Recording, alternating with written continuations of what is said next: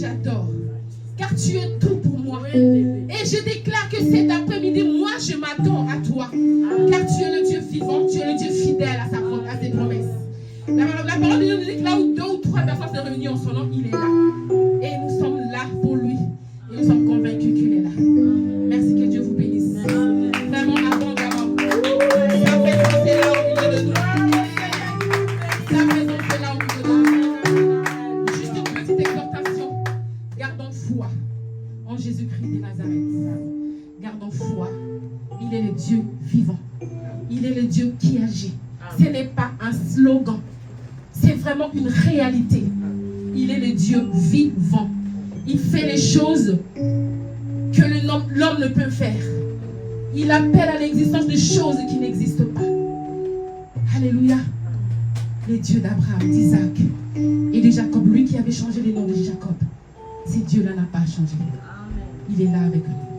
Celui qui avait ressuscité Jésus-Christ, l'Esprit-là est là avec nous. Lazare a été ressuscité par l'Esprit de Dieu. Cet Esprit-là est avec nous. Sa présence est au milieu de nous. Ayons juste foi. Cet après-midi, je vous appelle à avoir foi en Dieu. Je ne sais pas cette situation que vous traversez. Je ne sais même pas quelle situation qui va peut-être arriver, qui n'est pas arrivée. Mais n'oublie pas la parole de cet après-midi. Garde foi en Jésus-Christ. Ne te lamente pas. Même si tu vois les vents et marées souffler dans ta vie, ne te lamente pas. Car il est le Dieu puissant. Il est le Dieu présent. Il est le Dieu fidèle. Il n'abandonne pas ses enfants. Que Dieu vous bénisse abondamment. Je laisse la parole à son serviteur. Pendant qu'il s'avance, nous acclamons le Seigneur. Au nom de Jésus-Christ. Amen. Actes des apôtres.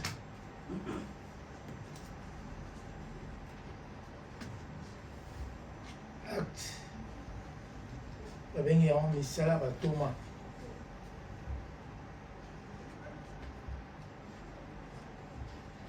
Le chapitre 10.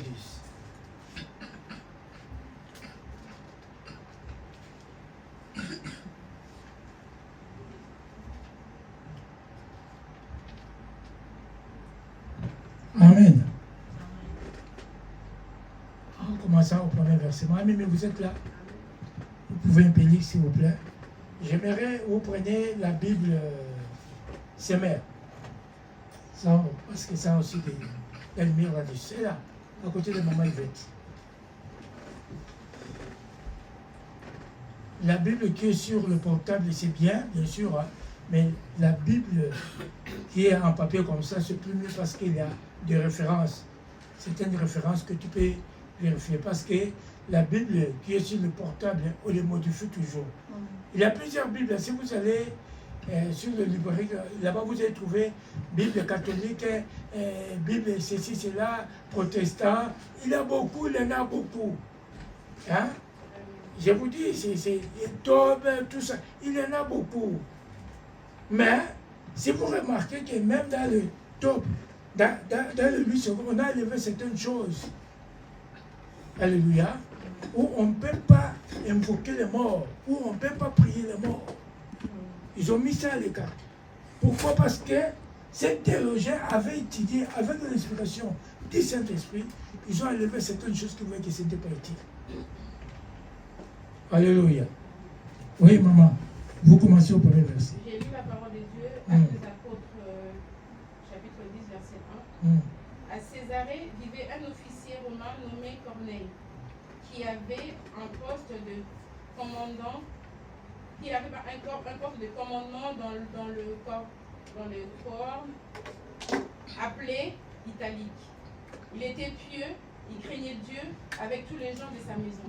Il était généreux envers le pauvre du peuple qui priait Dieu en tout temps.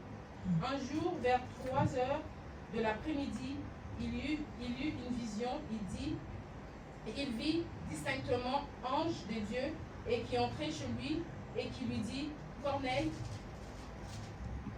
Corneille le regarda et tout en tremblant demanda, qu'y a-t-il, Seigneur? L'ange lui répondit, tes prières et tes largesses envers les pauvres ont été accueillies par Dieu et il a intervenu en ta faveur. C'est pourquoi maintenant on voit des hommes à Jaffa pour faire venir ici un certain Simon que l'on surnomme Pierre. Il loge chez un autre Simon, un tanneur qui habite une maison près de la mer. Verset 7. Dès que l'ange qui venait de lui parler fut parti, Corneille appela deux de ses serviteurs, l'un des soldats affectés à son service, qui était un homme pieux. Il leur raconta tout ce qui venait de se passer et il envoya à Jaffa. Le lendemain, tandis qu'il était en chemin, il se rapprocha de Jaffa. Pierre monta sur la terrasse de la maison pour prier. Il était peu après-midi. Il eut faim et voulut manger. Pendant qu'on lui prépara son repas, il tomba en extase. Amen. Amen. Alléluia. Mettez-vous s'il vous plaît, maman, merci beaucoup. On dit, il avait à Césarée un homme nommé Corneille. Cette personne, Corneille, n'était pas n'importe qui. C'était un officier de l'État. C'était un gradé de l'armée. Il avait des commandements, il avait des soldats sous ses ordres. Et il avait aussi des chefs supérieurs. Mais la Bible nous dit, Corneille, de ce pays césarien, de cette ville-là, on dit, c'était un homme pieux et craignait Dieu. Alléluia. Un homme pieux. Un homme qui savait respecter, mettait en pratique la parole du Seigneur. Un homme pieux et craignait Dieu. Quand on parle d'un homme pieux, on voit un homme qui rend aussi beaucoup de services à des gens. Alléluia. Dieu a besoin des hommes pieux et qui le craignent. Alléluia. Dieu, notre Père Céleste, a besoin des hommes pieux et qui le craignent. Comme il était pieux, comme Tabitha. Tabitha, on dit, elle craignait Dieu, faisait les aumônes. Aumône, c'est quoi? Tu coûtes tes habits, tu distribues aux malheureux, le pauvre, tu viens au secours des malheureux, le pauvre, même à manger, à boire, ceci, cela. Alléluia. Comme aujourd'hui, même dans notre pays, on ouvre les orphelinats, ceci, cela, pour aider les malheureux, les pauvres. J'ai été avec un collègue musulman, il a dit, nous, on part dans certains pays d'Afrique, on part construire même des écoles. On dit, pour construire une école, pour le construire vers Zanzibar, là-bas, avec 700 €. Donc tu peux construire déjà une école. Alléluia. Dans une école, il y a 80 élèves, mais le professeur dirige 2 écoles. Donc, il donne l'éducation à 2 écoles. Donc, ils ont besoin de quoi? Ils ont besoin d'aide. On dit, oui, tu as marché. Hein? Il dit, nous sommes là, nous mettons notre argent pour aider les malheureux. Dieu cherche des hommes pieux. Nous avons construit des puits d'eau. Nous avons bâti. On a distribué à manger, le riz. On a acheté des vaches, on a distribué des moutons, on a distribué. Moi j'ai dit, ah bon? Nous les chrétiens, nous sommes un peu en retard. Dieu cherche des hommes pieux. Et craignant Dieu. Alléluia. On dit, cet homme était pieux et craignait Dieu avec toute sa famille. Il faisait beaucoup de monde. Au monde. Il dirigeait, distribuait le bien aux malheureux. Alléluia. Alléluia. Amen. Ananias et Saphira. Ce couple, lorsqu'ils ont écouté la parole, ils ont attendu la soif de la parole. Ils ont dit non, nous avons un champ. Nous allons vendre ces champs, nous allons prendre de l'argent et donner ça à l'église pour l'œuvre du Seigneur. Alléluia. C'était une bonne idée. C'était appréciable. Quand ils ont vendu ces champs, ils ont reçu l'argent. Je ne sais pas c'était combien. Combien de millions? 10 millions, 15 millions. Certains est entré dans leur cœur en disant c'est beaucoup. Il faut partager. Il faut garder notre partie. Donner une partie, l'autre vous reste avec. Et ils ne savaient pas qu'en méditant ainsi, en faisant ainsi, le Saint-Esprit voyait. Alléluia. Le Saint-Esprit nous connaît. Le Saint-Esprit me connaît. Il connaît ton passé. Il connaît ton présent. Il connaît ton avenir. Parce que le Saint-Esprit sonne de la profondeur même le cœur de Dieu. Alléluia. Alléluia. Tu peux mentir à quelqu'un, mais pas mentir au Saint-Esprit. Est-ce que vous comprenez ce qui est là? Tu peux mentir à quelqu'un, mais tu ne peux pas mentir au Saint-Esprit parce qu'il te connaît.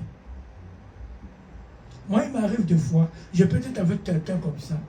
Tu commences à me parler, je ne te dis rien, mais je sens que le Saint-Esprit commence à me parler sur toi. Hein?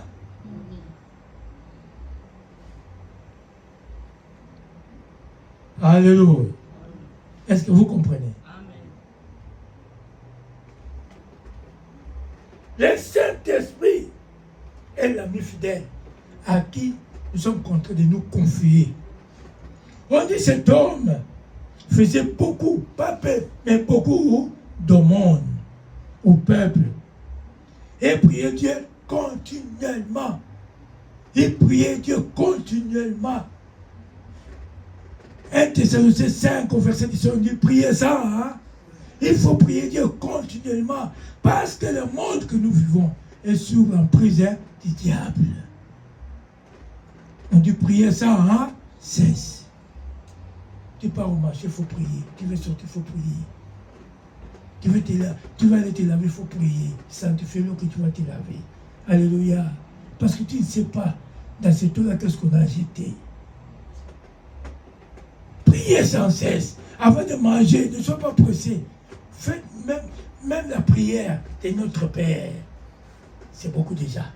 Alléluia. Il faut prier. Il a dit, il a failli, il s'est précipité directement à manger. Tu es fatigué, tu commences directement à dormir. Fais même la prière de notre Père. Alléluia. Priez sans cesse. La nuit comme le jour. Priez sans cesse.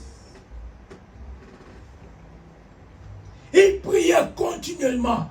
Nous traversons une période, ces moments où beaucoup de chrétiens ne prient plus beaucoup et baissent de la vie de prière. Pourquoi? Parce que l'Antichrist est en train de baisser. D'attaquer les chrétiens, il arrache nous ce goût-là de la prière. Il te fait occuper à beaucoup de choses qui sont vaines. Alléluia. C'est qu'elle disait même en famille, elle dit, mais papa, comment on te programme même le dimanche, le jour de la prière, tout ça. L'Antichrist touche même les gens, même les chefs, à ce qu'on te met même le samedi, dimanche, que tu puisses travailler. Et il reste toujours à la maison, peut-être pas travailler. Vous comprenez? Alléluia. Amen. Pour t'empêcher d'aller en avant. Quand ça baisse, la vie de prière baisse. C'est là maintenant, ce qui était charnel à toi, ce que tu avais refusé, tu avais renoncé le jour du baptême, revient. La colère, l'animosité, la haine, l'orgueil de la vie, beaucoup tant de choses. Jésus-Christ disait à ses disciples, vous êtes dans le monde, mais vous n'êtes pas de ce monde. Alléluia. Amen. Vous êtes dans le monde, comment peux-tu expliquer? Il dit, vous êtes dans le monde, mais vous n'êtes pas de ce monde. Mais nous sommes de quel monde? Alléluia. Notre monde, c'est où? Un chrétien doit se poser cette question. Le monde, mon royaume, c'est où? Donc, je suis un étranger sur cette terre. Je suis contraint un jour de retourner auprès de celui qui m'a appelé, celui qui m'a choisi, celui qui m'a attiré vers lui.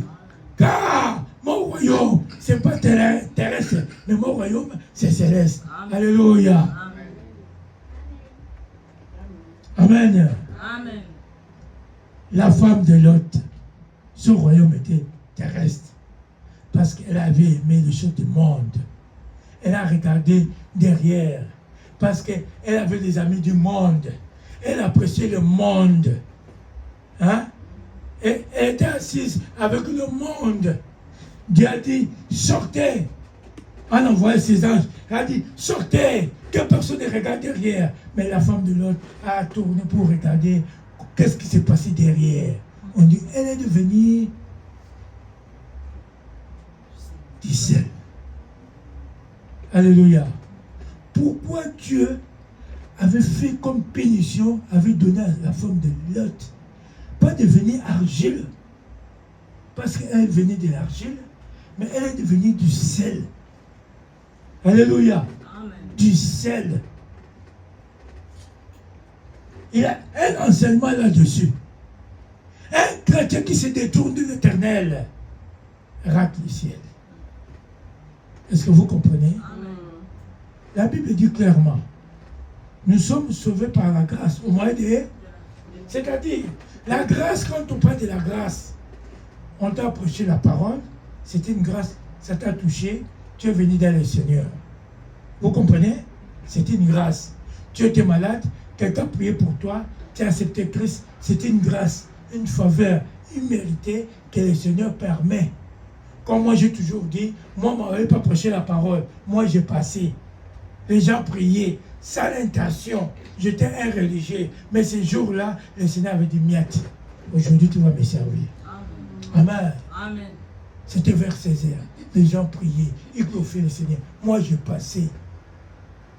Je passais. Sans la pensée d'aller à la prière. Parce que j'étais un religieux. Parce que j'étais habitué à ça. Les matins, je partais prier à mon église.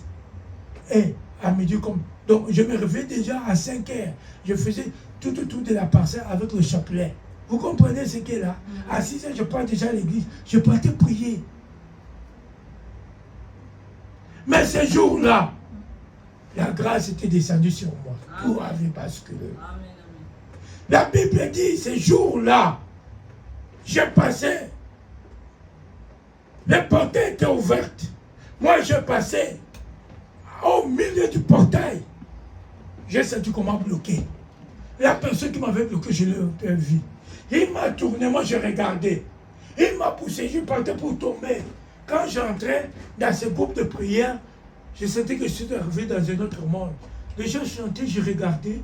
La soeur qui m'a reçu, je la regardais. Je ne savais pas quoi dire. Elle m'a dit, frère, prends place. Je l'ai regardé. Alléluia. Amen. On chantait cette chanson. Et l'Afrique sera sauvée. Oui, l'Afrique sera sauvée. Le Saint-Esprit y descendra. Oui, l'Afrique sera sauvée. Alléluia. Amen. Moi, on dit, frère, elle m'a dit, frère, si tu ne sais pas chanter, tape seulement les mains. Moi, je tape seulement les mains. Je l'ai regardé, je tape seulement les mains. Alléluia. Et ce jour-là, l'homme de Dieu, l'apôtre Ignace Tambouloukoki, ceux qui le connaissent. Vous le connaissez? Ignace Tambouloukoki. Première campagne qu'il avait fait, c'était ce jour-là, c'était à Kassoum. Il a prêché. À un moment donné, il a dit, moi je vais prier à haute voix, mais vous allez prier à voix basse, mais soulevez seulement vos mains. J'ai soulevé mes mains. Je ne sais pas, ces jours-là, je disais quoi. Parce que moi, j'étais purement religieux. Tout avait basculé. C'est là où je croisais Jésus. Quand je vis Jésus sur la croix, j'étais tombé par terre, je roulais comme un tonneau. Alléluia. Jésus est vivant. La Bible dit, si Christ vous a franchi, vous serez réellement libre. Si tu n'es pas encore libre, il faut chercher à être libéré de l'esclavagisme du péché, des liens de famille, de coutumes, non, du mal, de péché chéri. Alléluia. Amen. Alléluia. Amen. Si Christ t'a franchi, tu seras réellement libre. Amen. Un chrétien libre n'a pas honte de témoigner Jésus. Un chrétien qui est libéré est fier de servir l'Éternel. Un chrétien qui est libéré, on ne peut pas le tirer à la force pour aller à la prière parce qu'il est libre. Alléluia. Un chrétien qui est libéré, on ne peut pas le forcer non, de lire la Bible parce que ce sont des voix. Il dit, non, je vais lire la parole de mon Seigneur. Alléluia. Un chrétien qui est libéré. Si Christ vous a franchi, vous serez réellement libre. Es-tu vraiment affranchi par le Seigneur? Ou bien tu es un religieux ou une religieuse. Alléluia. Amen. Si tu parles dans le couvent, comme moi j'étais dans le couvent, j'étais ce jour, j'étais un religieux. On sait que la prière du matin, à midi, on va manger, il y a une prière. On part sieste. Et le soir, il y a une autre prière du soir. Vous savez, ça c'est sur les religieux. Tu n'as pas le temps d'ouvrir la Bible. Dans le couvent, on n'ouvre pas la Bible, tu n'as pas le temps. Parce que c'est le prêtre, le dimanche, qui prêche la parole. Vous faites seulement des prières. Alléluia. Amen. Mais un chrétien doit se familiariser avec la parole. Tu te dis, chrétien, est-ce que tu as la Bible en soi? La parole de Dieu que tu médites. Amen. On dit qu'on est craignant Dieu. La Bible dit clairement, la crainte de l'Éternel, c'est le commencement de... Celui qui craint Dieu, c'est celui qui est sage. Celui qui craint Dieu, c'est celui qui évite le péché. Celui qui craint Dieu ne marche pas avec le péché. Alléluia. Celui qui craint Dieu. Celui qui craint Dieu, il marche à l'exemple de Christ. On voit Jésus à travers lui. Alléluia. On dit Corneille faisait de bonnes œuvres. Dans certaines religions, ils font aussi de bonnes œuvres. On leur enseigne. Si tu donnes beaucoup de monde à des malheureux, à des pauvres, le jour de ta mort, Dieu va balancer ce que tu as fait du bien et du mal. Si on voit ce que tu as fait du bien et beaucoup, tu vas hériter le royaume. Si tu avais fait du mal, tu ne vas pas hériter le royaume. Ça, c'est la fausseté. Jésus-Christ, la Bible nous dit, Jésus-Christ est la porte étroite. Amen. Jésus-Christ est la porte étroite. La porte spacieuse mène à la perdition, à l'égarement, à l'enfer. Quand on parle de la porte spacieuse, c'est-à-dire la porte où le diable ouvre, mène les gens à la perdition, à la mort. La porte étroite, c'est la porte de Jésus. La Bible dit, celui qui veut vivre pieusement sera persécuté. Alléluia. Amen. Si tu veux vivre correctement, si tu veux éviter le péché, tu dis que moi, j'évite le péché, je vais marcher dans la crainte de l'Éternel, tu seras persécuté. Alléluia. Amen. Alléluia. Amen. Oui, tu seras persécuté. Par qui? Par ceux qui ne connaissent pas le Seigneur. Amen. Amen. Alléluia. Amen. Même dans les mariages, si tu veux vivre pieusement, si ton mari est païen, il va te persécuter. Amen. Il va te persécuter. Jésus-Christ était clair avec ses disciples et a dit, tu auras l'ennemi, les gens de ta famille, parce que tu ne partages pas même esprit que eux. Tu ne partages pas même foi que eux. Alléluia. Toi tu pries, l'autre ne prie pas. Lui il a l'esprit de serpent en lui. Il va commencer à te persécuter. Il va te haïr sans cause. Lui il va chercher à aller voir le marabout, le féticheur, consulter les devins pour, on va lui dire, de bonnes aventures. Mais quand tu persévères, là-bas ils vont lui dire, si tes choses ne marchent pas parce que tel prie. Alléluia. Je vous dis la réalité. Vous me dire la vérité. Amen. Oui. Il faut prier continuellement. Cet homme faisait beaucoup de monde. Alléluia. Dans le monde, on voit s'il y a des dîmes. Il y a les offrandes. Amen. Alléluia. Amen. Écoutez. Écoutez, peuple de Dieu. Écoutez. Tu viens à l'église. Il faut amener ta dîme. Amener l'offrande. Pourquoi? Pour bâtir l'église. Alléluia. Parce que ce que tu sèmes, tu vas le récolter. Amen. Si tu sèmes aujourd'hui, si toi tu n'as pas bénéficié, tes enfants vont bénéficier. Si l'homme est ingrat, Dieu n'est pas ingrat. Alléluia. Il faisait beaucoup de monde. La Bible nous dit ceci, on dit, vers La 9e heure du jour, c'était vers 15 heures. 15 heures. Chez nous, on dit vers 15 heures. Vers 15 heures. Il vit clairement dans une vision un ange de Dieu qui entra chez lui et qui lui dit Corneille. Alléluia. Il vit clairement dans une vision. Dieu parle tantôt d'une manière, d'une autre.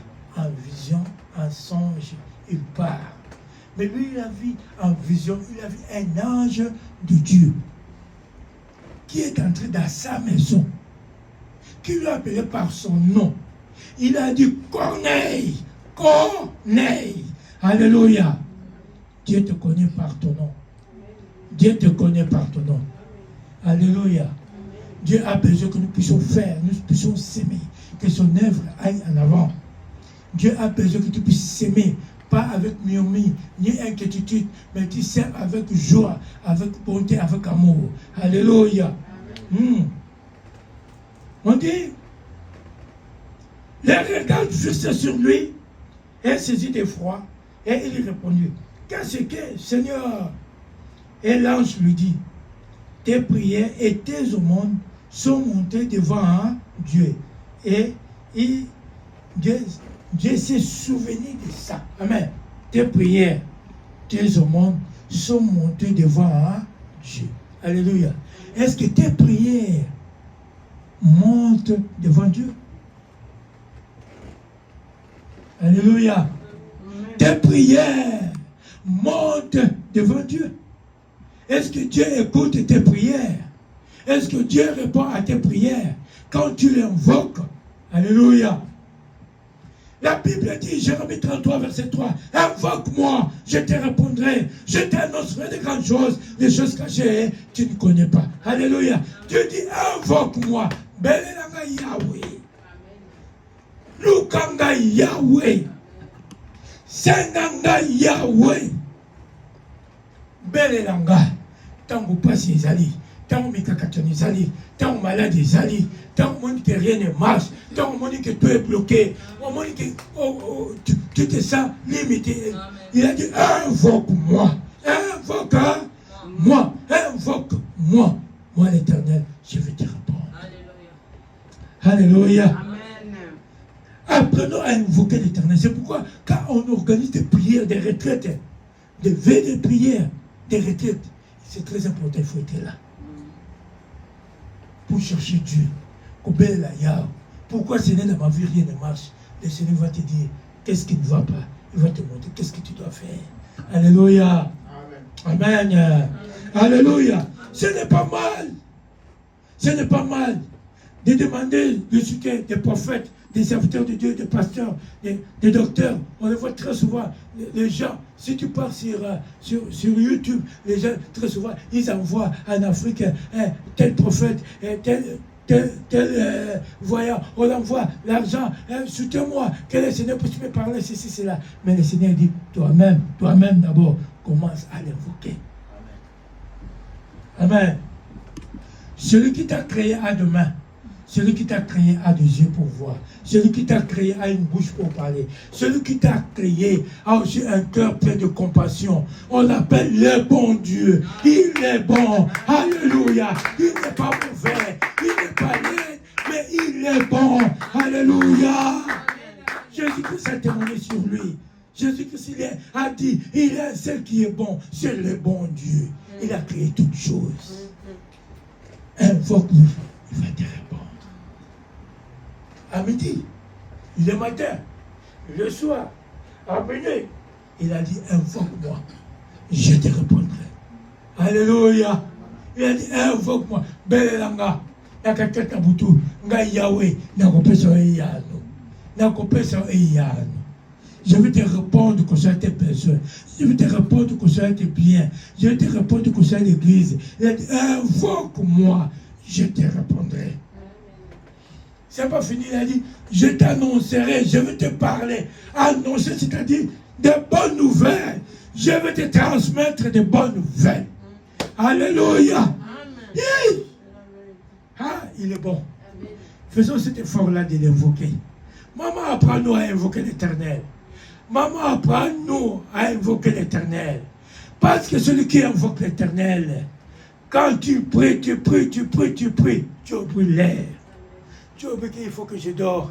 Parce que tu es dans sa présence. Sa présence apporte la paix. Sa présence apporte la joie. Alléluia. Sa présence enlève l'appétit. Quand tu es dans sa présence, la maladie disparaît. Alléluia. Ah. Apprenons à invoquer l'Éternel. Les enfants, apprenez à invoquer l'Éternel.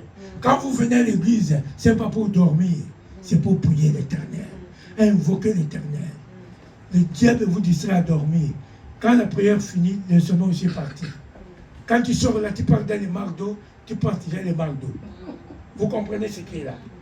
Donc, tu es dans la distraction. Il faut savoir invoquer l'Éternel. David, chaque fois qu'il était dans les champs, quand il invoquait l'Éternel, le Saint-Esprit descendait. Même les oiseaux dansaient pour l'Éternel, même les animaux, ils dansaient pour l'Éternel. Alléluia. Parce que les oiseaux aussi écoutent. Les animaux aussi écoutent. Quand ils chantent pour l'Éternel, et aussi à 7h du matin, ils chantent aussi pour l'Éternel. Alléluia. Amen. Je vous dis la réalité. Moi, avant qu'on puisse me concentrer tous les matins, ça avait fait 1 mois. Sur la fenêtre de notre chambre, il y a des oiseaux qui venaient. Des pigeons, tous les jours. Moi, je prenais même le pain, je mettais là. Je disais, venez manger les amis. Venez manger, je vous mets le pain là. Alléluia. Mais oui, ils venaient là. Et le jour, on m'a consacré comme pasteur. Quand l'homme de Dieu mettait l'huile, donc sur ma tête, il ne m'avait pas touché. Quand l'huile a touché ma tête, j'étais déjà par terre. Amen. Alléluia. Apprenez à prier Dieu dans l'esprit et non dans la chair. Apprenez à servir Dieu dans l'esprit et non dans la chair. Apprenez à danser pour le Seigneur dans l'esprit et non dans la chair. Mettez de côté le fait étranger. Ne prenez pas le monde et l'amenez dans l'église. Alléluia. Non. Non. Par notre manière de vivre, notre comportement. Alléluia. Corneille était une personne qui craignait Dieu. Il faut craindre l'Éternel. Craignons Dieu, c'est pour notre bien. L'ange était venu vers Corneille. La Bible nous interdit de ne pas adorer les anges. La Bible nous interdit de ne pas invoquer les anges. C'est interdit dans la Bible. La Bible l'interdit. Chez nous en Afrique, quand les gens partent enterrer quelqu'un, qu'est-ce qu'ils font au cimetière? Ils commencent à parler à cet esprit de mort-là. Quand tu interroges cet esprit de mort, dès que vous rentrez à la maison, cet esprit rentre avec vous. Et vous dormez la nuit, vous allez commencer à voir la personne qui était morte venir encore à la maison. Alors cet esprit habite à vous, ça va demander des sacrifices humains. Ça vient avec la maladie, la mort, beaucoup de difficultés. C'est pourquoi la Bible nous dit de ne pas adorer les anges. On adore certes Dieu. Alléluia. La raison pour laquelle, lorsque Jésus a été tenté par le diable, Satan lui a dit, adore-moi. Je t'adorerai, je vais te donner tout ce monde que tu vois. Satan n'a rien crié. Il a présenté à Jésus le monde de son Père. Il a dit, regarde, le monde qui a été créé par ton Père, je vais te donner la richesse, or, diamant, tout. Jésus-Christ lui a répondu, tu adoreras le Seigneur, hein, ton Dieu. Alléluia. Amen. Que le monde ne t'écarte pas de la voix du Seigneur. Amen. Que la richesse de ce monde ne te dévie pas de la voix du Seigneur. Amen. Que l'argent de ce monde ne t'écarte pas de la voix du Seigneur. Amen. Que les matériels de ce monde ne t'éloignent pas de la voix du Seigneur. Amen. Oh, Jésus-Christ a dit, cherchez premièrement le royaume de cieux et sa justice, et le reste, il vous sera donné. Amen. Le royaume de cieux, c'est notre but. Hériter le royaume, parce que tout est vanité de vanité. Amen. Alléluia. On a...